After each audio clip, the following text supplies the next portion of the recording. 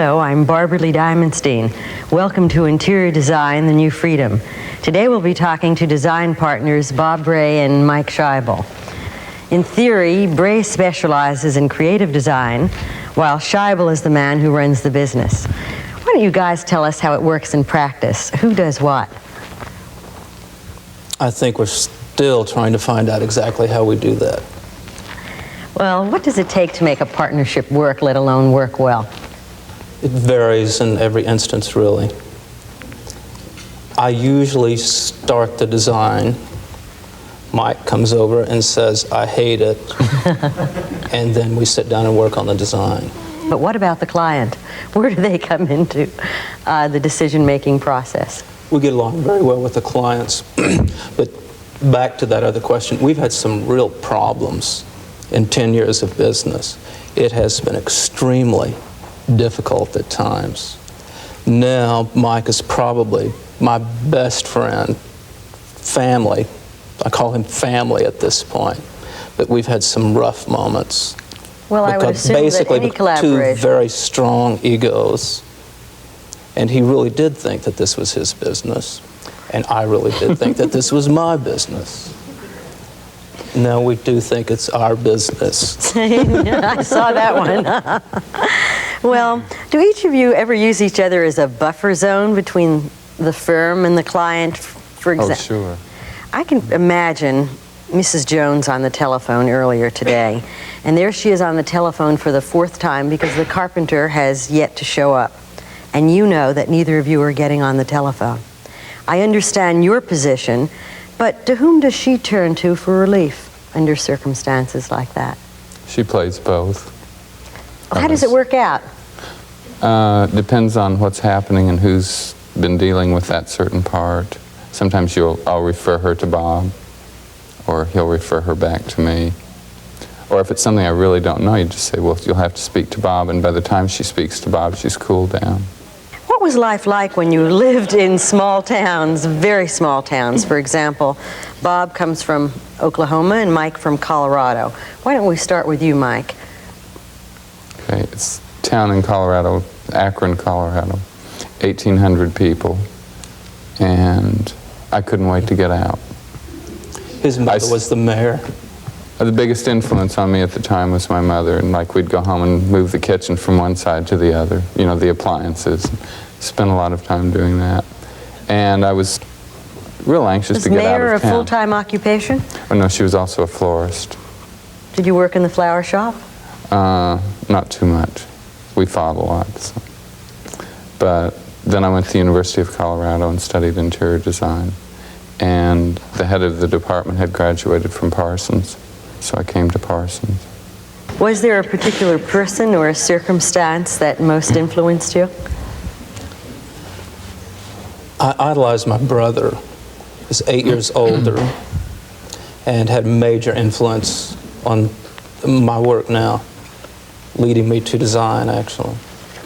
He had written a letter to, I love this story, to Albert Camus, and he had gotten a response, and I just thought that was terrific. So I wrote Frank Lloyd Wright. Did you get a response? I certainly did. I had what did you ask several him? letters. I don't remember what I asked in the first letters, but I remember going down to the mailbox and pulling out that parchment envelope, and just in heaven, just God sent, with a big FLLW seal stamped on it. And the first 2 letters were actually Frank Lloyd Wright. You studied architectural engineering, I believe. I did. With a plan to doing what? I was always interested in interiors, but the schools, they're not very good. In fact, they were not good at all. So I studied architectural engineering and then came to Parsons. Why don't we talk about a specific assignment for a moment, and one that I assume is one of your larger assignments, and a recent one as well.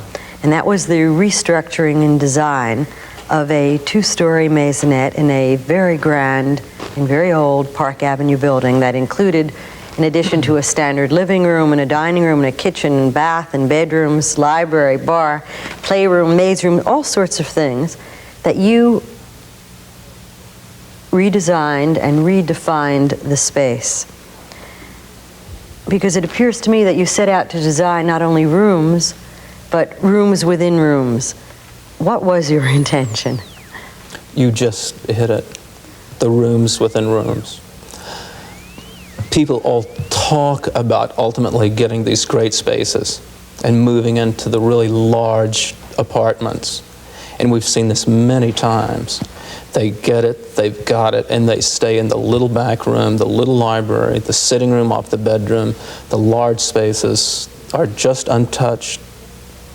Like the old school living rooms were not. Are they intimidating? Is that why people... They are intimidating. When you go home alone, or even two people, rooms that are 30 by 70, they're just not comfortable. So what we did, they would try to create a whole other environment, a shell within a shell. And your description was exactly what the intent was. Well, what made you decide to retain some of the older elements or choose to introduce other elements into the scheme? Well, anytime that there's really something beautiful there, we'll work with it. If it's ugly or it doesn't work, we'll try to remove it. There were many moldings there that were beautiful. Many of the shapes were beautiful. We couldn't touch the windows, so that was a given. They were a special height. So we had to work with that. The library was very special. The paneling's beautiful, so we kept that. I think of you fellows as being very genial and responsive to your clients' needs. But actually, somewhere you once said we ask them directly what they like and what they dislike, but we take the dislikes with a grain of salt. Were you kidding then too, or why do you ask them? No. Not kidding at all. Someone, it happens so many times, someone will tell you, I absolutely hate purple. But they've seen something they want you to see because they really like this, so you go look at it and say, yes, but this is purple. And then they say, yes, but this has... A different purple. So it many times means nothing. How do you live? I'm not your normal type of apartment dweller. When I go home, I pace a lot. I'm continually plotting and thinking about what I'm going to do, and with the career, a particular project that you're working on, just sketch pads for days, or on the wall if that's near. A bed, it may be messy, but the entire apartment gets messy, but I'm a fanatic about cleanliness. There may be a pile of things here, but you can also do this and it's fine. Did you always live that way, or did you decide to pare down that environment to its most minimal? I've lived in every scale of apartment, and I moved to this one. I had one apartment that was what? That was about 4,000 square feet. And I lived in a 12-foot square area of that and thought, this is ridiculous for me to maintain all of this. Most of my interest was outside that apartment. And does that give you insight into the way other people probably live too? And is that why you keep on having space overlap? You're nodding your head because obviously you live in a different way. Yeah, he lives in a very special way. Do you live in such a spare way as well? Spare, but not, I have a bigger apartment, and I have things, not a lot, and it's very organized. I can't stand piles all over. We don't visit each other often. I haven't been in his apartment in 2 or 3 years. You're known for minimalism, but how much minimally these days does a Bray Schaible job cost? And what's the lowest price job that you'll take on? We've talked about the lowest job that we can work on right now, $50,000. And the how do you total arrive budget, at but that basically figure? that's. But we don't take But we those haven't either. taken those in a while.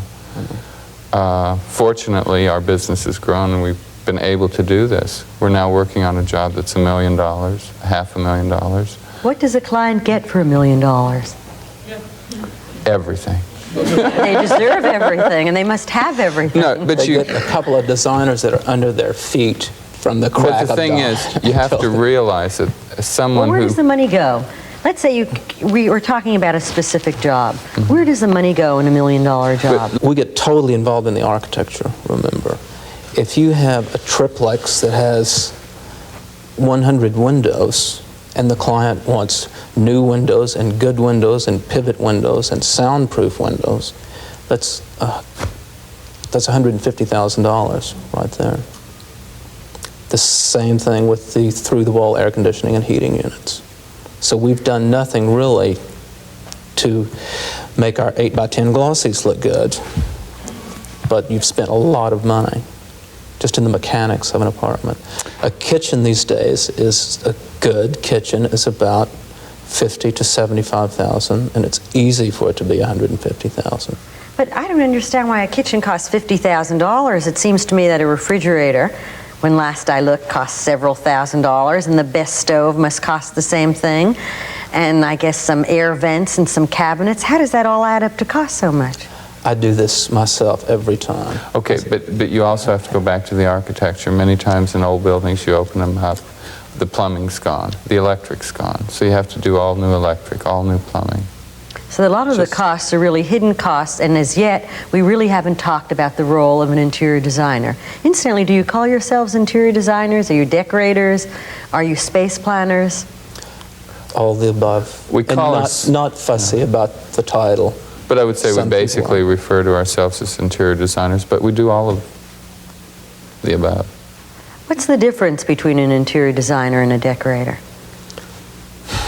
Well, I think if we just talk about what we do, that's easiest. It's like if we go in and we start working on the architecture, tearing it apart, working with the electrical and the plumbing, really working with the structure.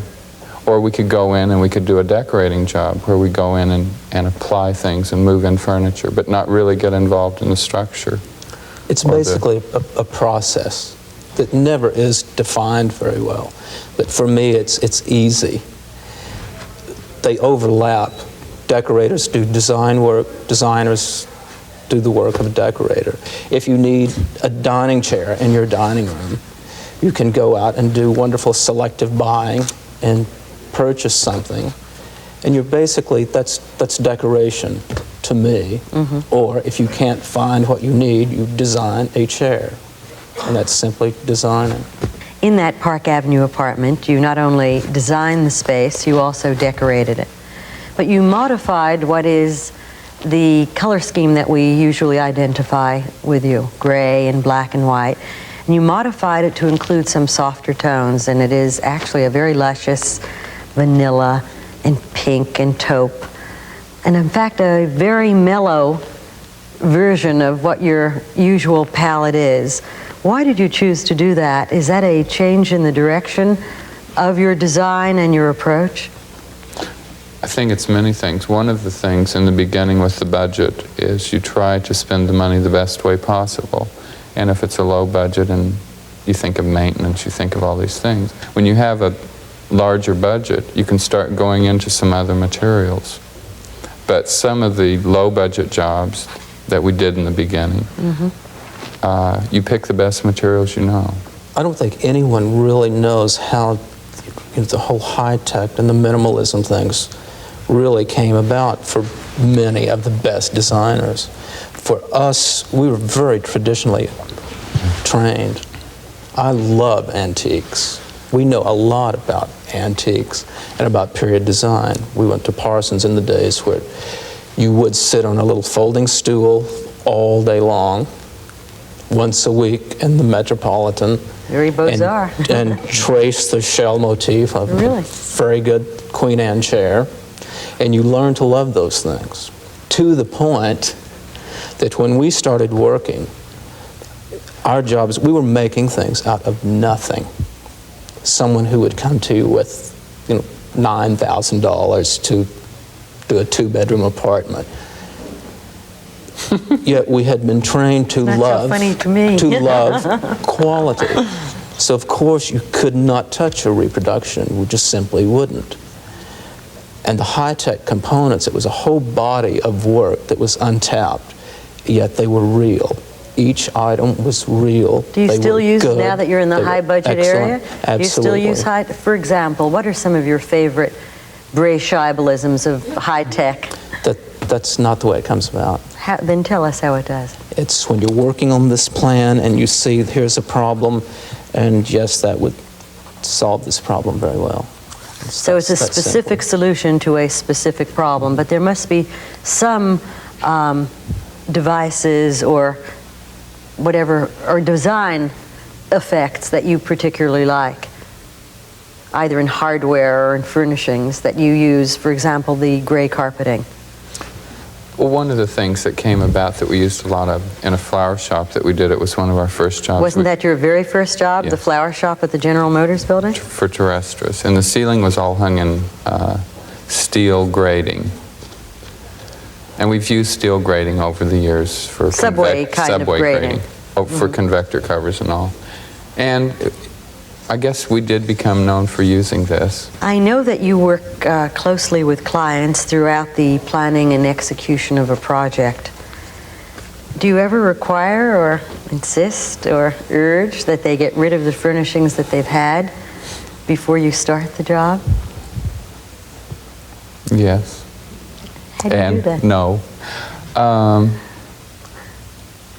Well, sometimes you just say, you know, if we're going to do this job, can't deal with we this. can't deal with this furniture. I mean, it has nothing to do with what we're about.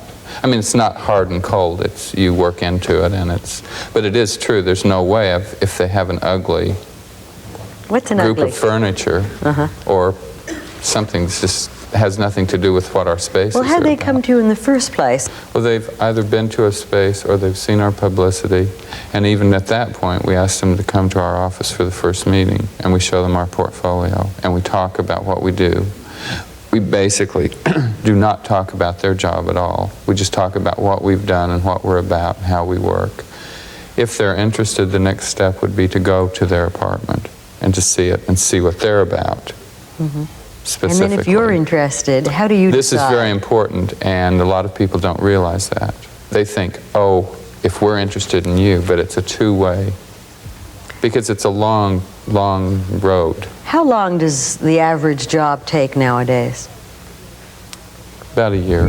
How close to the original amount that you've budgeted does the job end up being? Oh, it usually comes in way under. No. We know better. But how close to the budget We do you used hold? to say that we used to do preliminary budgets, and we used to say this will come in basically around 10%. We Much try to get harder an to look indication of the budget from a client, some idea. We hope that they have some idea. And then we put that in the back of our mind, and we proceed to do exactly what we're going to do, with the understanding with the client that yes, the budget may be over, but they're in full control, and we know ways we can cut it. That doesn't happen often, because they usually want what they see. The ideal client is one that you really become involved with in the project.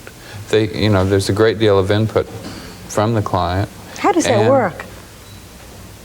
How do you How mean? does the client get the opportunity? I mean, you have very firm points of view, and however gentle the touch is, I don't know how easy it would be for a client to try to be as persuasive as he or she would like to be with the two of you. How do they get an opportunity to be part of the design we usually say you've process? got 2 minutes.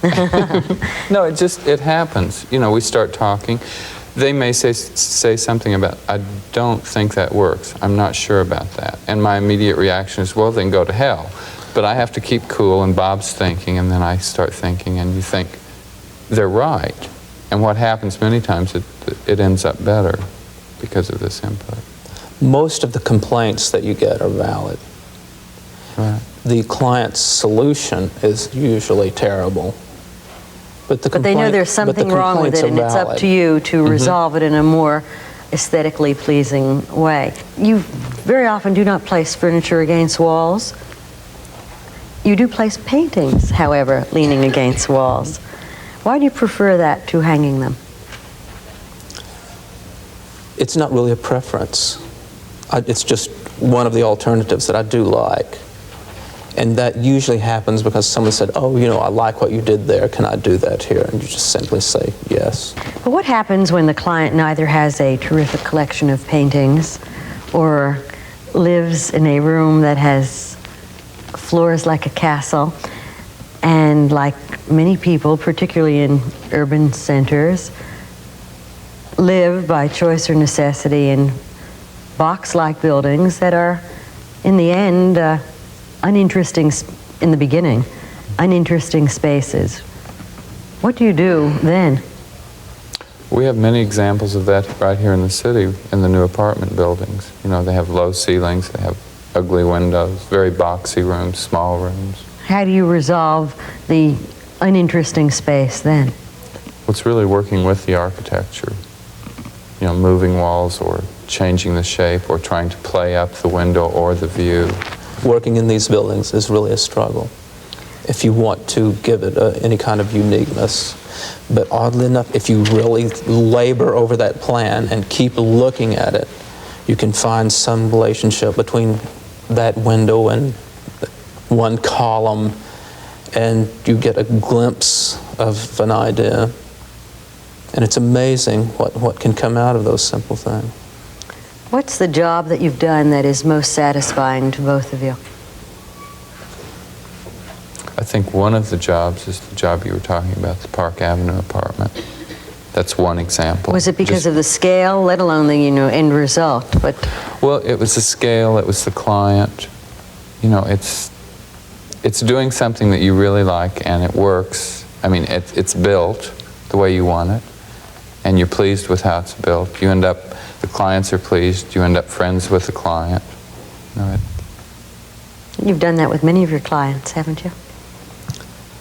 We have been so fortunate in that respect. It's unbelievable. We have great clients. And particularly when I get together with other designers and sit around for an evening and listen to the conversations, I feel that we're practically in another business. Don't take that for granted. Have wonderful clients. So another unusual compliment paid to you is one of your current clients, by any standard, one of the preeminent artists of our day. What are you doing for Jasper Johns? 3 perfect shacks if it kills us all, and it may. Why? What do you mean 3 perfect shacks? Well, before you say that, first of all, we're doing a house for Jasper in St. Martin. A house, guest house, and pool. Now you can talk about the perfect shacks. Well, he originally went to Philip Johnson. Philip had done a sketch on a napkin in 1974, some ridiculous date. In like an airport, no doubt. And Jasper liked it and wanted us to work on the interiors, which is, again, is amazing because that is not typical of Jasper either. He does everything himself. So we go see Philip, and Philip says, you know, Jasper professes to hate architecture, and the two of you never hang a painting on the wall. He said, it hardly makes any sense, does it? And so then we went down to look at the property, and I called Philip and I said, you know, everything has changed. The house, the vista should be in another direction. The island is growing. The beautiful little house that everyone was talking about before now looks at a hill that has been bulldozed and 3 hideous houses on it. So we showed him our ideas for a small house. And of course, he's entirely too busy to deal with that kind of project, really. And he said, well, you should do this house.